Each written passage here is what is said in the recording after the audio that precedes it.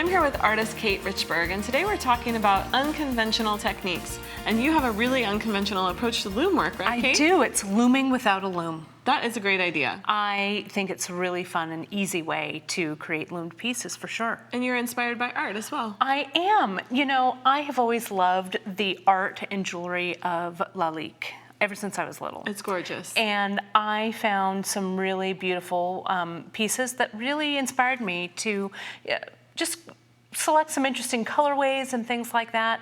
And so I did kind of a cool shading that really reflects Lalique using a bunch of different colors of bugle beads. And then this nice little silver delica as well that kind of looks like the metal that he's used as well. Well, it's beautiful. Thank you. You're welcome.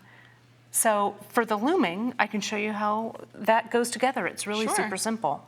So I'm using just a regular bead design board.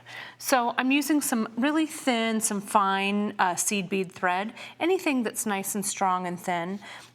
If you're using beads that are larger than seed beads, you might want to go with a little bit of a weightier thread, but this thin seed bead thread works nicely. And then I can clamp it on, or you can tape it on just to hold it while you wind your loom, or your box that's going to become your loom. Your non-loom. So see how I'm just going around and going around, and I'm just laying my threads side by side. Now, don't worry if you're putting these threads exactly where they need to be. You're going to adjust them after you tie your loom off. So I'm going to go around just a little bit more. On the sample, I've made it a little bit wider, but I just want to show you how this all comes together. So as I come around doing my last wind, I'm going to leave myself again, maybe, I don't know, 5 inches or so, and I'll come in and I'll clip away the extra. Now, I carefully unclip my thread from the other side, and I have that little end. Now, I'm going to turn this over, Katie, just like that, and I'm going to tie a little knot, just like a little knot. Just a normal knot. Normal knot like you do when you're tying your shoe. There's one, and then I'm going to do one more over the top of that and get it nice and tight, just like so.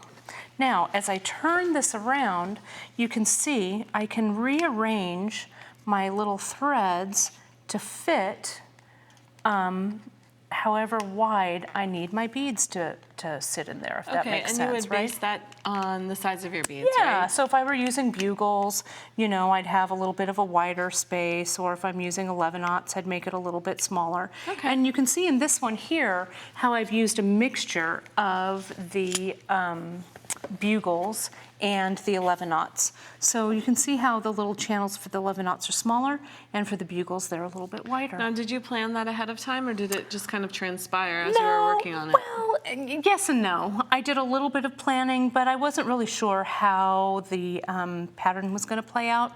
So I actually wound it a couple of different times to kind of test to see what I liked. And so you can see here, I've started my loom work on my non-loom, and I've just used a longer looming needle here.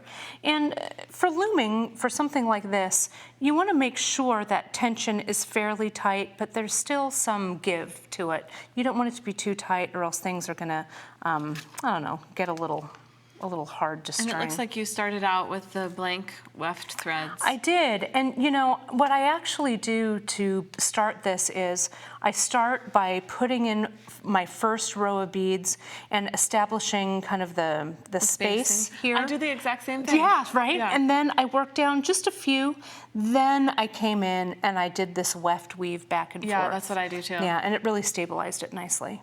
So now, as you know, looming, it's pretty straightforward, like you'd use any loom, but I'm going to go in. I'm working on kind of this blue portion of the shading, and I'll just put in my little beads here. Sometimes those tiny little holes give us a challenge, don't they? But we persevere, right? And I love the play of the bugles against the shorter delicas that I have here. It looks so good. Right? It really is a contrast, not only in color, but in size. And you can just make sure that that's right. Looks right to me. I'm going to pass underneath and just nestle all of these little guys right into their little homes. So there goes one, and we'll just tell everybody to behave and send that needle right through the loom.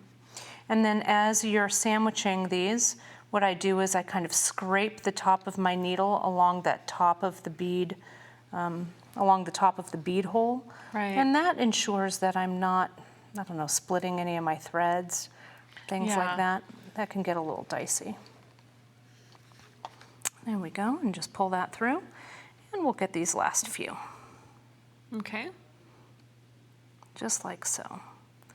And then once you have sandwiched everybody in, just pull that thread tight and don't tangle it. And there you have it. You're all ready. Nice. And you just kind of slide that in. We don't want to be too tight, packing that in too tight. We want a little bit of space. And then as you've gone down the length of your piece, when you're ready to add your weft threads on the other side, all I do is simply, I make sure that I have enough thread, and I pull my tail down. So as I'm doing the weft, I'm doing that with a doubled thread. So all I'll do is I'll weave, but I'll weave with just the thread itself, no beads. So I'll go over and under, over and under. If we were finished with the bracelet, right, this is how exactly. we finish the end. Of course, you want to do this exactly the length, but we've just got our little sample here to show everybody. And see that doubled over thread? If it doesn't want to quite double, just hang on to it, and there you go. So it's like you're working kind of two threads at one time. Right. And after I establish one, then I start to cinch the little ends in. Can you see how I've kind of scooted it in just a little bit? Because whatever closure you're using, you want it to come in just slightly. Yeah, so how do we attach the closure? So the closure, it's pretty simple to do. What I've done is after you weave your little weft, I'm going to use some glue, and I'm going to use my little bag here to kind of protect my board.